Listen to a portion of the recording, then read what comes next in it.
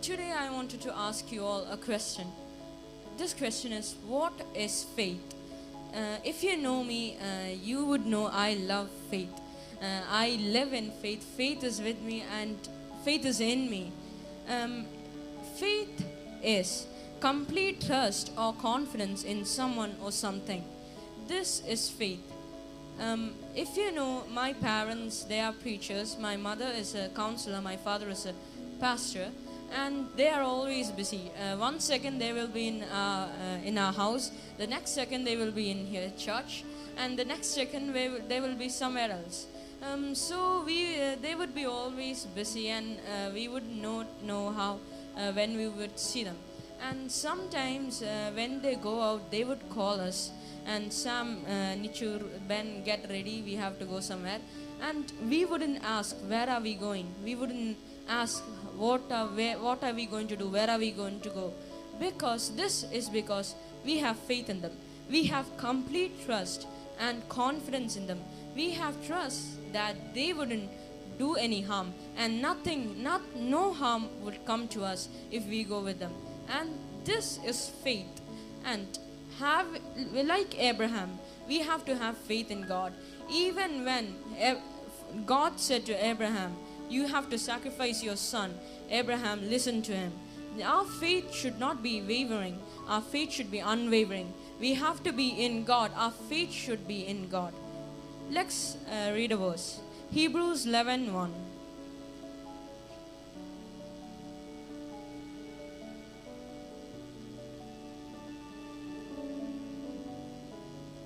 Hebrews 11:1.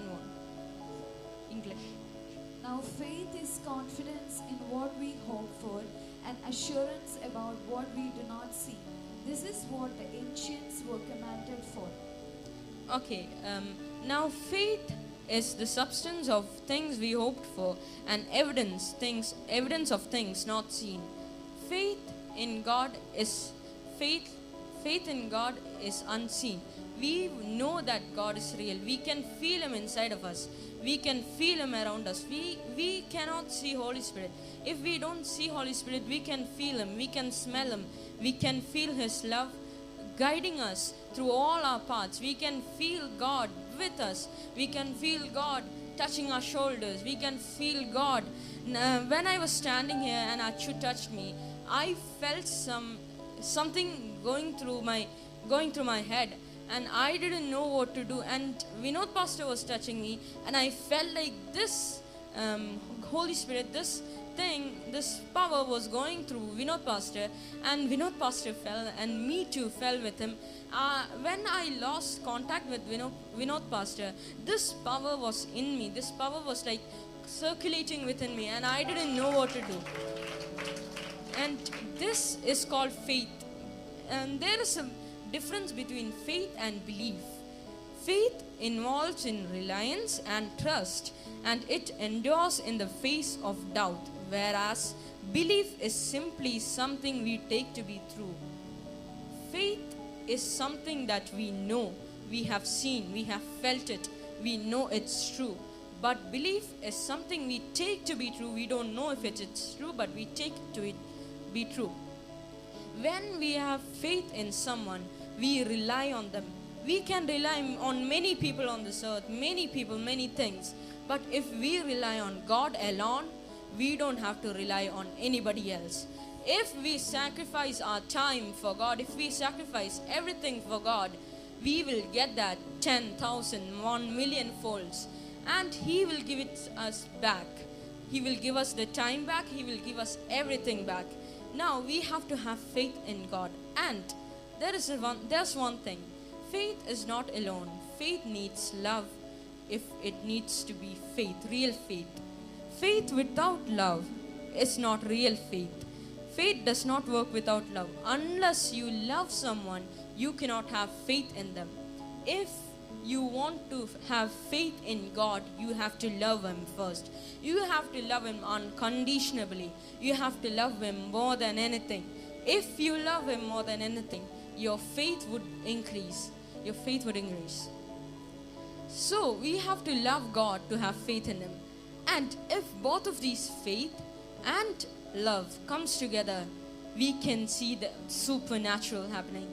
If this faith and love comes together in us, we will become the supernatural. Wherever we go, it will become the supernatural.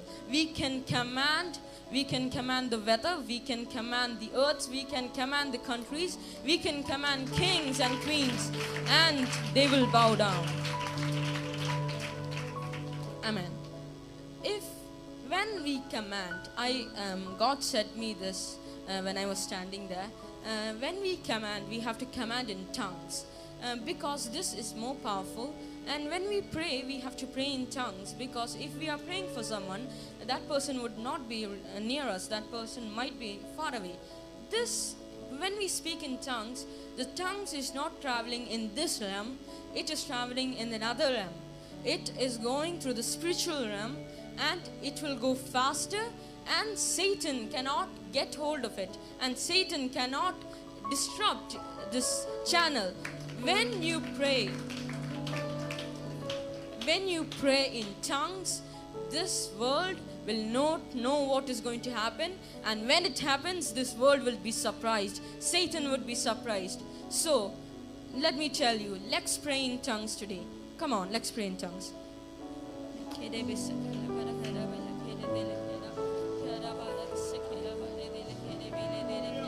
If you have any problems, think about that and talk in tongues.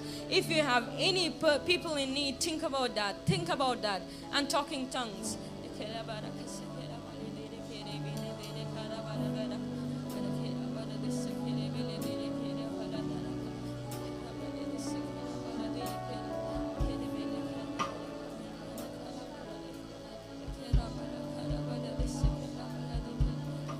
And if you have not gotten these tongues yet, pray. You don't have to fast or anything. You just have to want it. You just need that hope that you want it. You just want it. If you don't need to pray like anything, you don't need to fast 40 days. You just want it. You just love God, and He will give it to you. When I got the tongues, I didn't pray for like 2-3 days. I came down and I heard this. The pastor's kid was 7 and he was speaking in tongues, and I was like, I wanted this tongues. How can I get this? And when I started praying, my tongue started to twist and twirl, and God gave me the tongues.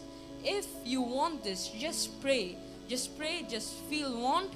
Just love God, and you will get the tongues too. Amen. Today I wanted to say in 17th, this Wednesday, my family, my mother, my dad, and my sister, we are going to US, and I hope you all pray for us.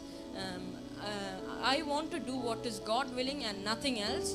I want you all to pray for us. I want my grandparents, my fathers, my mothers, everyone to pray for me, and my sister and my mother and father, and my brother is still there. His studies is going well. Please pray for him too. Amen.